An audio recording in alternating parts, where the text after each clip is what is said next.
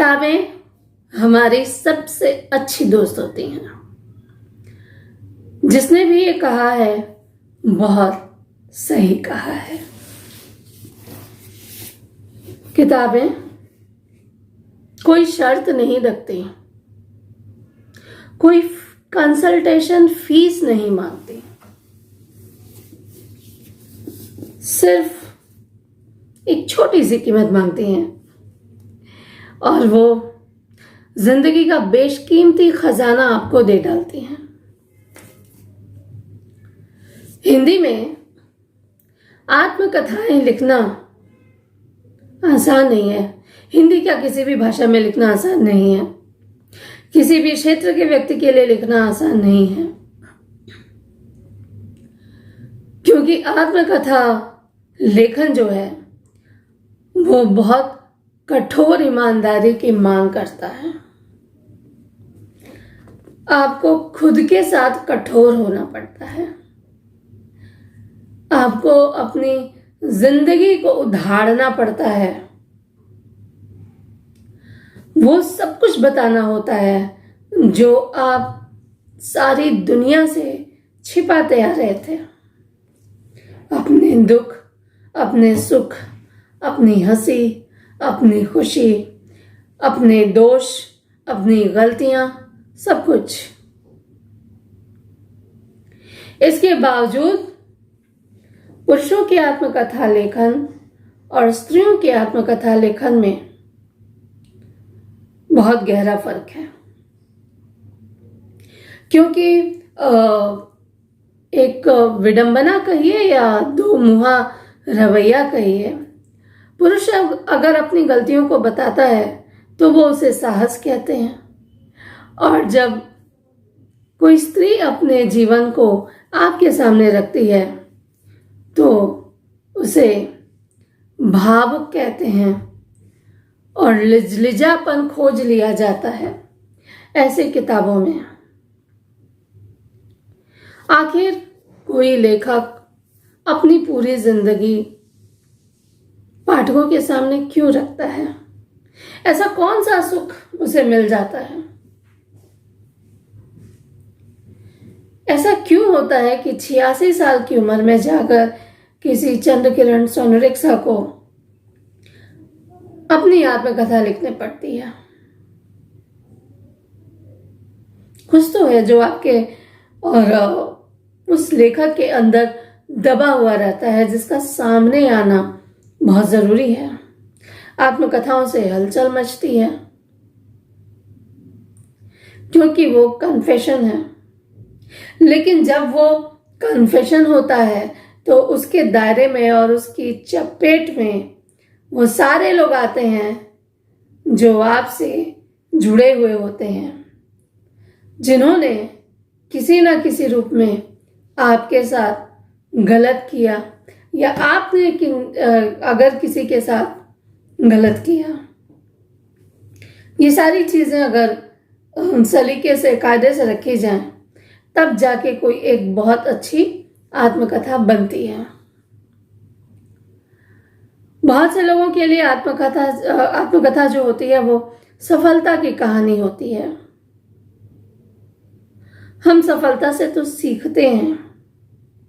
हम जरूर किसी रतन टाटा को देखकर कल्पना करते हैं कि वो कितने अच्छी जगह पे हैं, या किसी भी सफल व्यक्ति को जब हम देखते हैं तो हम सोचते हैं कि वो कितना खुशनसीब है, पर उसके हिस्से में कितनी अंधेरी रातें हैं ये हम नहीं जानते। वो कहते हैं ना, हर चमकती हुई चीज सोना नहीं होती, या दूर से आप जो देखते हैं उसे देखकर आप अंदाजा नहीं लगा सकते कि जो असल तस्वीर है वो कैसी है। ऐसे में सफलता की जगह कोई अपनी जिंदगी को जस का तस सामने रख दे तो दुनिया की नजर में तो बेवकूफी होगा, और अगर स्त्री हुई तो भावुक भी होगी और उसकी आत्मकथा में एक लिजलिजापन खोज लिया जाएगा। लेकिन ये बहुत हिम्मत का काम है। कोई अपनी आत्मकथा क्यों लिखता है? क्या उसे उन सारे लोगों से नफरत होती है जिन्होंने उनके साथ गलत किया? होती है, लेकिन क्या इतना काफी है? क्या वो प्रतिशोध लेने के लिए लिखता है? नहीं, प्रतिशोध लेने के लिए नहीं लिखता। वो लिखता इसलिए है कि उसने जो गलती की वैसी गलती कोई और ना करे। वो जिस तरह से निर्णय नहीं ले पाया, जो उसकी कमजोरी थी, उस कमजोरी को कोई और ना दोहराए। शायद प्रभा खेतान ने भी अपने जीवन को लेकर जो भी कुछ लिखा, जो भी जस का तस रखा, उसका कारण ही रहा होगा। और ये बहुत मजबूती वाला काम है।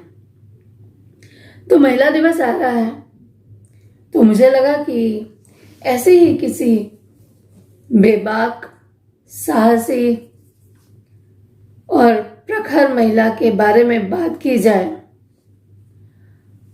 उनकी कृतियों के बारे में बात की जाए, जो हमें मदद करती है निर्णय लेने में।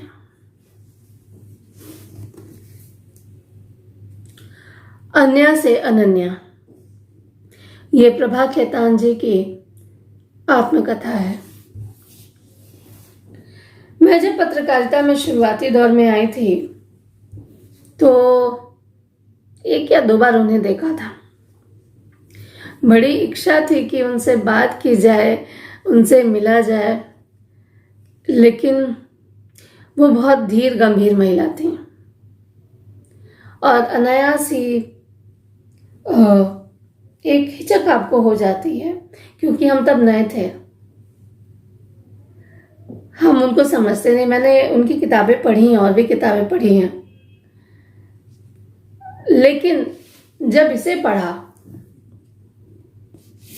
तो सच मानिए, पढ़ने के बाद मैं कुछ मिनट तक बस ऐसे ही बैठी रह गई। इस किताब ने मेरी बहुत मदद की, क्योंकि जीवन का एक दौर ऐसा भी था जहां मैं प्रभा जी की तरह अटक गई थी, आगे बढ़ना चाहती थी मगर हो नहीं पा रहा था।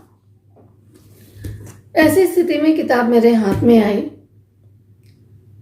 और इसे पढ़ने के बाद मैंने तय किया, नहीं, मुझे प्रभा को दोहराना नहीं है। हमारी जिंदगी इसका दूसरा हिस्सा होगी, जो शायद प्रभा जी लिखना चाहती थी। लिख पाती तो हमारे लिए बहुत उपकार होता, लेकिन इस किताब को लिखकर भी इन्होंने हम पर, खास तौर से हर लड़की के साथ, एक उपकार ही किया है। आप में से जो भी भावनात्मक कारणों से फैसले नहीं ले पा रहा है, या उसे समझ में नहीं आ रहा है कि उसे किस तरह का स्टैंड लेना चाहिए, एक बार इस किताब को जरूर पढ़िए। यह आपकी बहुत मदद करेगी। और इन्हीं कारणों से लेखिका के साथ उनकी ये किताब भी मुझे बहुत बहुत बहुत ज्यादा प्रिय है। इस किताब को पढ़कर आपको थोड़ी सी खुशी होती है, थोड़ी सी तकलीफ होती है, अंदर से कोई चीज आपको कचोटती है, बहुत दर्द होता है। और अंत में किताब के अंतिम पन्ने पर वो जो पूरा दर्द है, वो सिर्फ लेखिका का दर्द नहीं रह जाता, वो चरम पर पहुंचकर एक पाठक का दर्द बन जाता है। शर्त इतनी है कि आप प्रभा को समझिए। और मुझे लगता है कि अपनी जिंदगी में जो लड़की आगे बढ़ रही है, या जो भी महिलाएं जद्दोजहद में हैं, उनके सामने इस तरह के संघर्ष होंगे, वो इन परिस्थितियों में रही है। और सच मानिए, ये किताब आपको खुद को पहचानने में मदद करती है। तो हमने बात की, आप देख सकते हैं प्रभा खेतान जी जितनी सरल और सहज थी, जितनी सादगी थी उनके स्वभाव में, उतनी ही सहजता, सरलता इस किताब के कवर में भी है। राजकमल प्रकाशन ने इसे प्रकाशित किया है। किताब बहुत पहले खरीदी थी मैंने, पन्ने पीले पड़ गए हैं।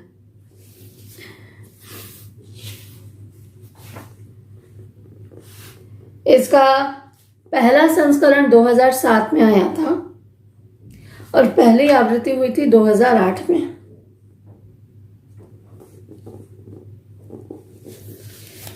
चलिए कुछ एक पंक्तियां हमेशा की तरह आपको पढ़कर सुनाती हूं।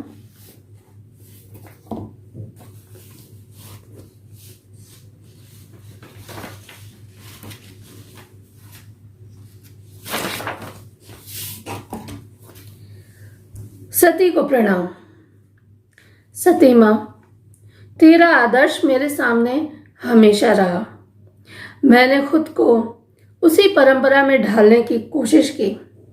मेरे लिए सती का अर्थ था पति की एकनिष्ठ भक्ति, सूचना, समर्पण, किसी पराये मर्द की ओर आंख उठाकर भी नहीं देखना।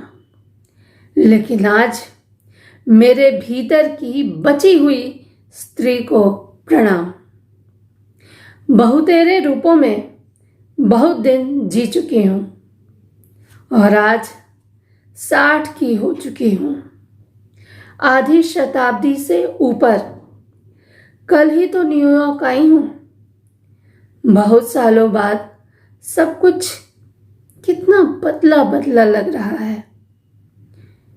क्या वर्ल्ड ट्रेड सेंटर की अनुपस्थिति को, उसके अभाव को महसूसने मैं यहां चली आई। पृष्ठ 5 पर आइए।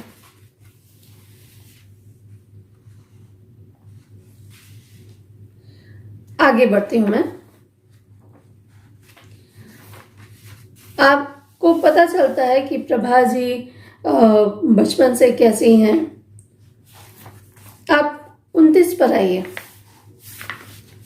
मेरे साथ मेरा अकेलापन हमेशा रहा है, पर यह अकेलापन मुझे जीवन का अर्थ भी समझाता रहा है। मैंने अपने आप को बचाया है, अपने मूल्यों को जीवन में संजोया। हाँ, टूटी हूं, बार बार टूटी हूं, पर कहीं तो चोट के निशान नहीं। दुनिया के पैरों तले रौंदी गई, पर मैं मिट्टी के लौंदे में परिवर्तित नहीं हो पाई। इस उम्र में भी एक पूरी की पूरी साबुत औरत हूं, जो जिंदगी को झेल नहीं रही, बल्कि हंसते हुए जी रही है, जिसे अपनी उपलब्धियों पर नाज है।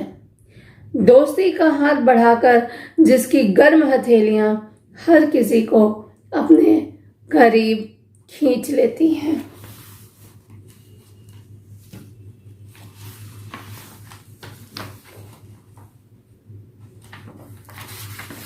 प्रभा जी का जो बचपन है, या यूं कहें कि पूरा जीवन ही संघर्ष और उपेक्षा के साथ उपलब्धियों का एक जीवंत दस्तावेज है।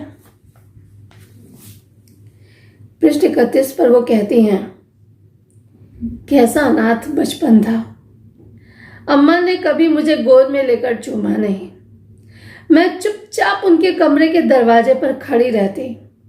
शायद अम्मा मुझे भीतर बुला लें, शायद, हाँ शायद अपनी रजाई में सुला लें, मगर नहीं।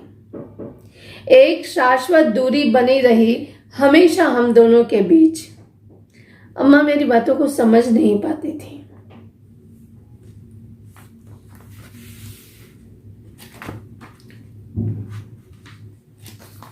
इसके बाद किस तरह से एक चुप रहने वाली लड़की, एक बहुत उपेक्षित लड़की, अपने परिवार में ही हाशिए पर डाल दी गई लड़की अपने व्यक्तित्व का विकास करती है और किस तरह से उसे बार बार डिमोरलाइज किया जाता है। और लड़कियों को डिमोरलाइज करना ये भारतीय परिवारों की सच्चाई है। उनको बार बार ये बताया जाता है कि तुम कमतर हो, तुम कुछ नहीं कर सकती, और नतीजा ये है कि लड़कियां जान ही नहीं पाती हैं कि उनमें अच्छा क्या है।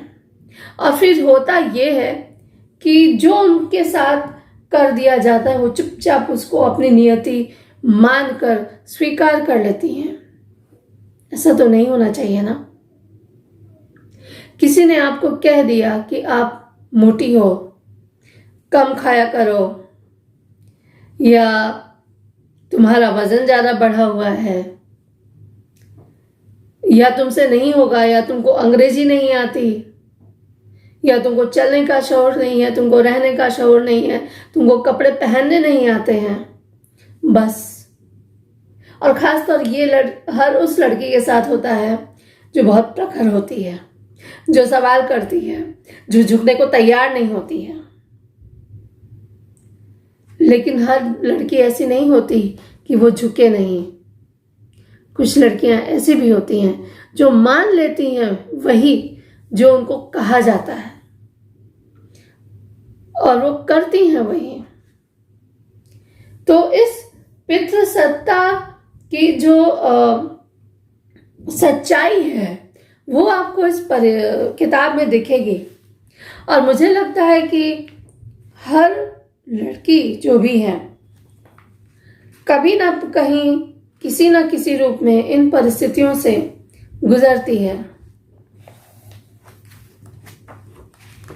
किस तरह से एक छोटा बच्चा भाई बहनों के लिए पंचिंग बैग होता है, आप इस किताब को पढ़ेंगे तो आपको समझ में आएगा।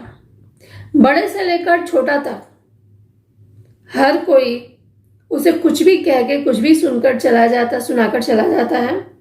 और त्रासदी ये है कि उसके पक्ष में बोलने वाली खुद वह भी नहीं है जिसने उस बच्ची को जन्म दिया है। तो आखिर दोष किसका? परिस्थितियों की ढाल के नाम पर क्या अन्याय को स्वीकार किया जाए? हम ये नहीं कहते, ऐसा नहीं होना चाहिए।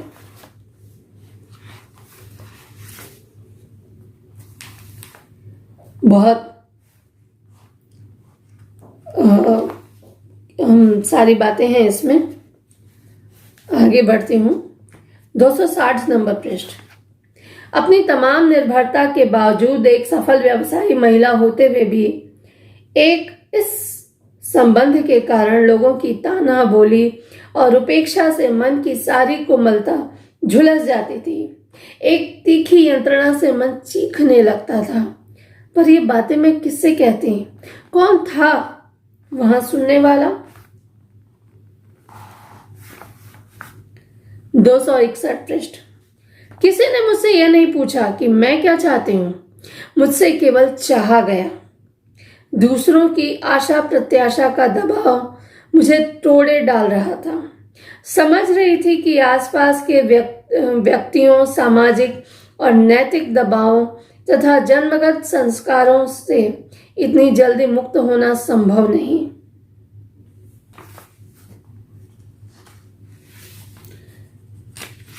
अंत में मैं आखिरी पन्ने पर सिर्फ 2 पंक्तियां हैं और ये व्यथा अपने चरम पर जाती है।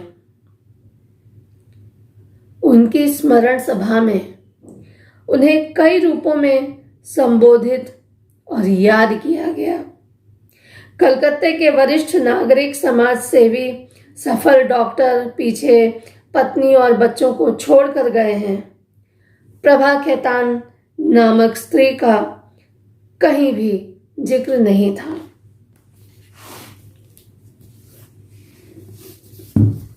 ये किताब पढ़िए। अगर किसी प्रकार के मानसिक अंतर्द्वंद से जूझ रही हैं तो ये किताब आपको स्टैंड लेने में मदद करेगी कि आपको क्या करना है। और सच मानिए, एक अजीब सी शक्ति, एक अजीब सी ऊर्जा आपको प्रभा खेतान जी इस किताब के जरिए आपको देती हैं। ये किताब देने के लिए हम सब लड़कियों को, हम सब महिलाओं को, हर एक दमित और शोषित व्यक्ति को उनको धन्यवाद कहना चाहिए। धन्यवाद प्रभा जी। आज के लिए बस इतना ही। अगली बार दूसरी किताब के साथ। तब तक के लिए दीजिए इजाजत और शुभसृजन ई पुस्तकालय से जुड़िए, शुभसृजन नेटवर्क से जुड़िए। नमस्कार।